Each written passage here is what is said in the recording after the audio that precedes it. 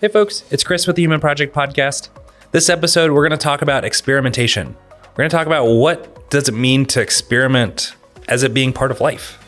What is God asking us to do with open-handed things versus closed-handed things? How do we help alleviate the burden of decision making? And how do we ultimately learn with God? That's what we're going to explore in this episode. So take a listen. Let us know what you think.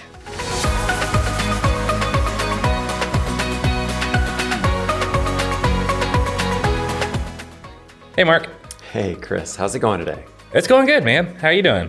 I'm doing well. Good. It's a good day. Yeah, it is a good day.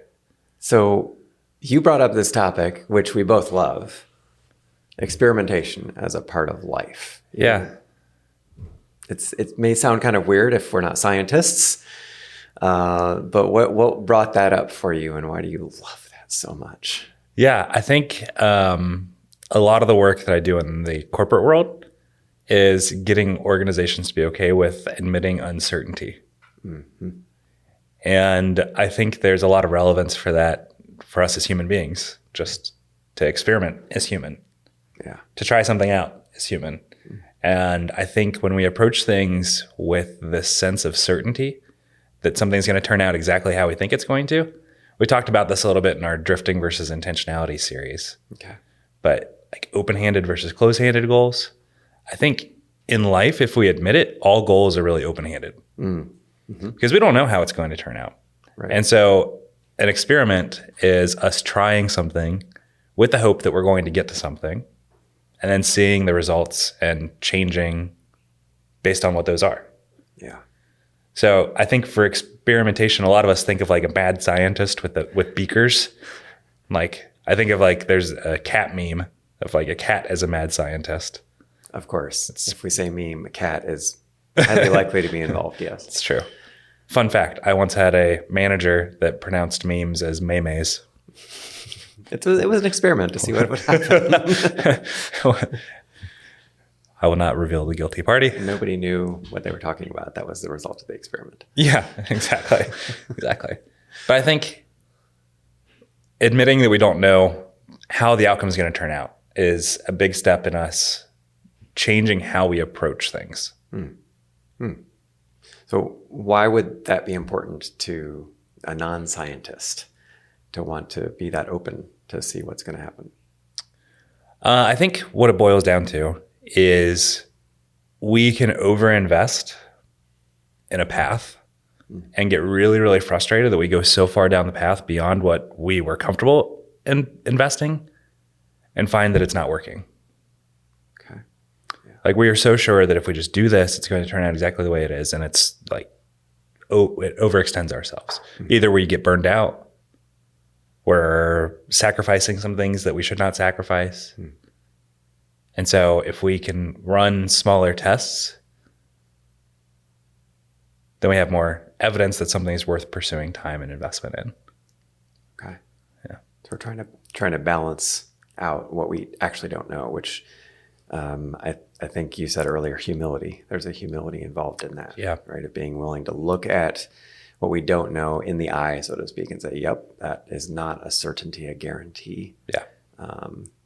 And then how do you handle it when that's the case? That's pretty uncomfortable though. Oh, sure. Yeah. To me, it's bringing the uncomfortability. Mm-hmm. It's admitting that we don't know something up front instead of over-investing in something, bringing that discomfort, that uncomfortableness up front. Yeah. Yeah. Because the cost of like hiding that or pretending it's not there, not addressing it up front is, if I put different words to what you said, I think is kind of like a bias. We bias ourselves to having to be right. So you're saying like bring the discomfort up front, look it right in the eyes instead of deferring it, because it's going to be there regardless of what we do. Yeah. Right. That enables us to handle it better, but it requires something of us up front, that humility. Yeah. Yeah. Yeah, for sure. Yeah. I think, the danger that we have as humans is talking ourselves into an idea that's less than optimal. Like, oh, I'm sure it'll work out. Okay. Or we go to the other extreme and, oh, I'm afraid this won't work or that won't work or anything like that. And it prevents us from doing anything. Like we're so sure of either two of those extremes. Okay. But I'm asking, hey, there's our continuum. what I'm asking us to consider is, what's the middle ground look like? Okay, what if I do this and it doesn't turn out the way that I thought it would, either in a positive way or a negative way? How do I use that to inform the next action? Smaller steps, essentially. Yeah. And humility up front is the big thing, that like, I don't have all the answers as a human being. I just don't know all of the situations and all of the circumstances that are related to anything that I'm doing. Yeah. Like whether it's a new job that I'm pursuing, whether it's a new friendship I'm trying to form.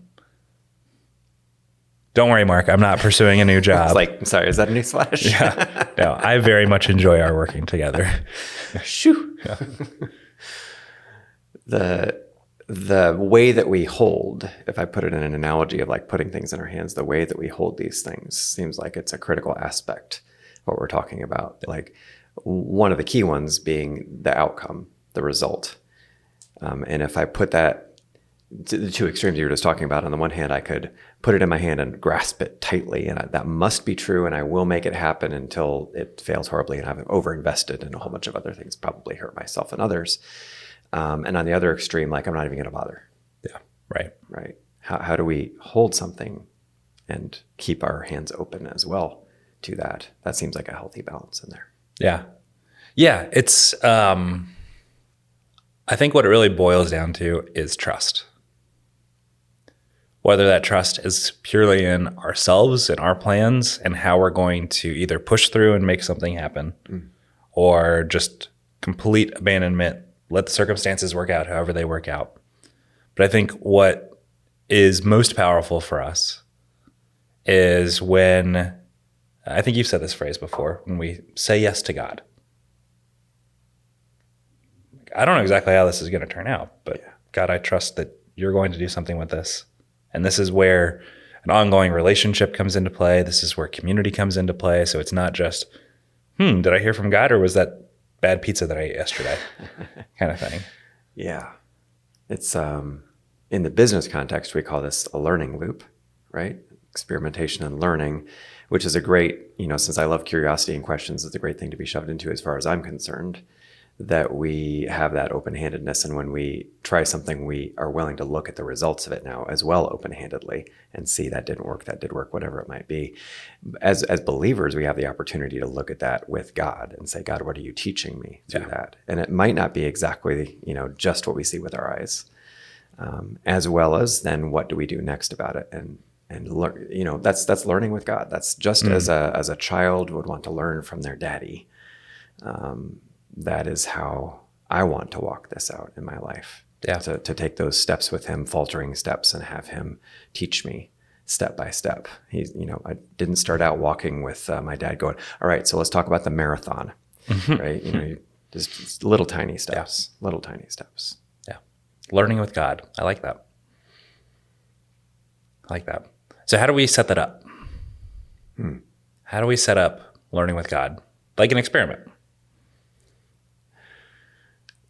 Wow, we're going to apply the applying of it. This is meta to the meta. Okay, that sounds fun. So how can we experiment with experimenting with God? That's what you're... Yeah, I think something, I'll answer my own question. Perfect. Something that comes to mind for me when we talk about experimentation, and I wonder if it translates. So let's try it and let's explore. Okay. Like an experiment. See, we don't know how it's going to turn out. This is a theme of our podcast, is we don't know exactly how something's going to turn out, but we like to try things, and like we sense and feel and pray that God is pulling us in a direction for something. And that's what guides a lot of our decision making. Yeah. But for this context, when we talk about experimentation in the business world, we say we believe that doing X is going to result in Y. And sometimes we'll measure it by Z.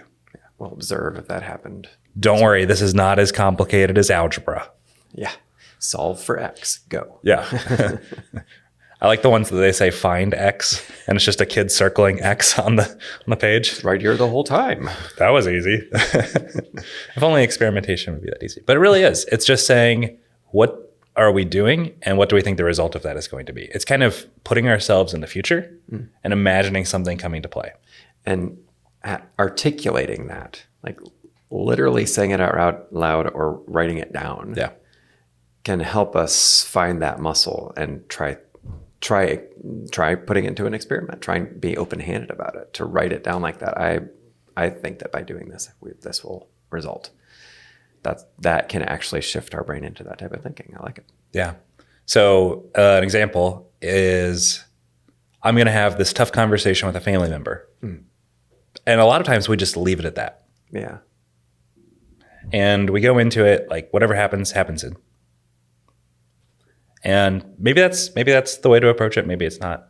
But what we can do is put ourselves in the future and say, if I approach the confrontation or the situation like this, what do I think the likely result of that is going to be? Yeah. And then we can start to head that off or think of other ways that we might be able to do it and go back to our facilitation shape of a conversation. Like maybe there's other ways that we can have that conversation and pick that. It's kind of like testing that out as we go, a mental test. I think one of the beauties of this approach that you've just described is that, to me anyway, it lightens the load of the decision making. Like walking into that conversation you're talking about with a relative, I would tend to want to like do it perfectly. I'm a recovering perfectionist, so I'm expressing that, right? I want to do this perfectly. I want the conversation to be like amazing. If I'm going to articulate an outcome, it probably would be that, we're hugging and high-fiving at the end, whatever it is, right? Or else I'm disasterizing the whole thing and everything's going to be horrible. But how do you hug and high five at the same time? I didn't say at the same time. Okay. I just had that mental picture. It's just a question of which order it's happening in. That's what I'm curious. That's what I'm going to experiment on. No. But with a small experiment, I might recall the last conversation we had and say, what could be a small thing that might make it a little bit better this time? Yeah. Right.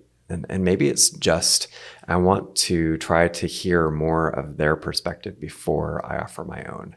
Like count to 100 while I'm listening to their perspective. give them a minute before I start chiming in. And that's the only thing I'm trying, just to see what the effect of it is. When I'm able to do that, then that's a lot easier to walk into.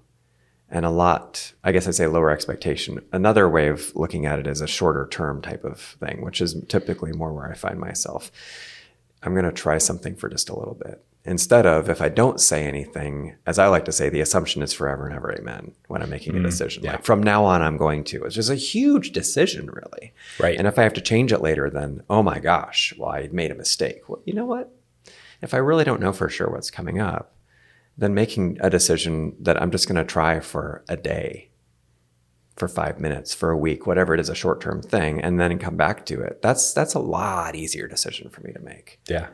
Because it's a lot smaller of a decision to make instead of you got to get the perfect thing from the very get-go. Right. Which is way too much load for any decision like that to bear. Yeah. Yeah. It's, like you said, it's freeing to approach it that way.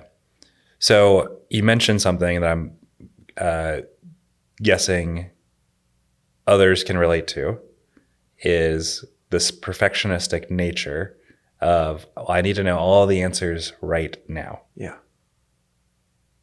So that I can make the perfect decision right now. So there's a couple powerful questions we like to use when we're coaching people. And one of them is like, what happens if you can't make the perfect decision? Sometimes that's just a mental loop for somebody to process. Like, what do you mean I can't make a perfect decision? Of course I can make a perfect decision. Divide by 0. Yeah. But getting folks to explore that, like, what if that's not possible? What if there's no perfect option? Yeah. It's unknowable. Yeah. The future. Actually, that's actually a really, like, I want to say I hate that question, but I love the question at the same time. It is what I need so many times because it challenges me about an assumption I don't even realize, like the glasses through which I'm looking at the situation. I don't even realize that they're there. Yeah, a different perspective. Yeah, shows them to me. Yeah. So think through. So the advice is think through. What are you trying? What do you think the likely result is going to be? How do you make a smaller decision? Yeah. What else? What else have you seen work out well from experimentation? I think you brought this up earlier, so I'll just bring it out and like expand on it a little bit. But community is really important. To have people asking those challenge questions, those really good, insightful questions that help me see my perspective or another perspective, and to walk through when I'm trying to make a decision or after I've tried something. Either of those can be really helpful to have outside perspective, to have others involved in it. I think that's what we were made for. Get it outside of our heads and help us take it to God. Yeah. And I think that's ultimately where I want this conversation to go, because we talked about dependence and responsibility and all of that in a prior episode. I think that influences a lot of this as well, of us having the need to hold something and say, I need to figure out all the pieces involved with this in order to get to the perfect thing. Yeah. Versus an experiment of, God, what's the next right thing? It's a question my pastor Mark Jones always asks. What's the next right thing? And I hate that question because I'm like, I want to figure out the next 20 things and the steps all the way to get there. But for us as human beings, our responsibility lies in the next right thing. Maybe the next right thing is planning. That's not a bad thing. Maybe they could be the best thing that we have to do, but what's the next right thing to do? Yeah. And like you said, community, and then ultimately like your relationship with God. No question. Foundational. Not just like reading your Bible every day and praying every day, but like, what does that look like? Like, how are you and God communicating? Yeah. Yeah. I'm back to the picture of a daddy, with a young child, teaching them something, or even a master craftsman, right? Mentoring their apprentice. There's relationship and there's deep relationship there. And without that, I'm not going to learn. I'm just going to be wandering around hoping that I happen to figure out how to craft this thing. So that relationship with God is essential, because I want to be able to ask God, like, what do you want me to know about this? As I'm making a decision or after I've tried an experiment, or in the midst of it, I want that connection with him. And I think that's in my opinion, that's some of it's like subtext of Jesus and what he did while he was here physically. Yeah. Is that he's constantly, he revealed it a little bit in John, just saying, like, I'm constantly talking to the Father. I'm doing what the Father's doing. What is God up to? I'm doing that. Like, that's how I want my relationship with God to be. Those are the experiments I want to run. Yeah. God, I think I hear you saying this. Is that what you're saying? I may not get it as crystal clear, but let's make that the experiment.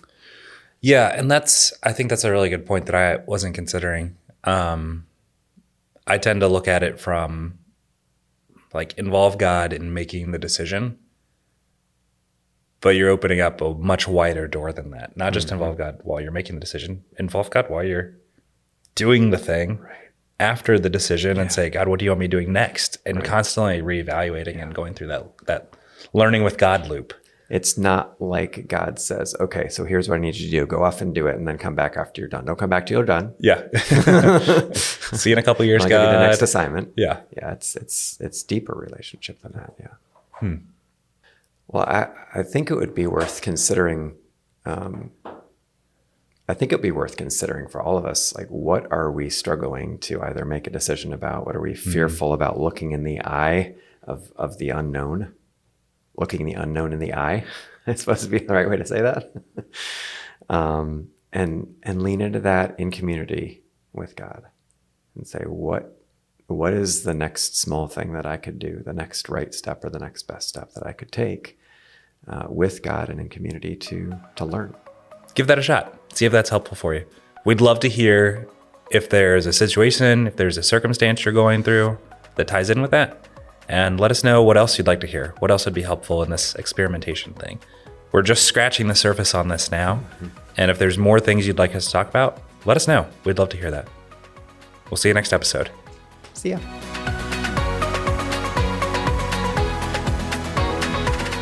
Hey folks, thanks for tuning in today. Behind the mics, you've got myself, Chris Conlin, and Mark Wavle, and our lead editor is Derek Donley. We are a crowdfunded nonprofit. Most of what we do is free because of your generous support. Thank you for joining us in our mission to bring 1 million lives closer to fullness in God's design. To support us financially or to learn more, visit humanproject.us. We'll see you next episode.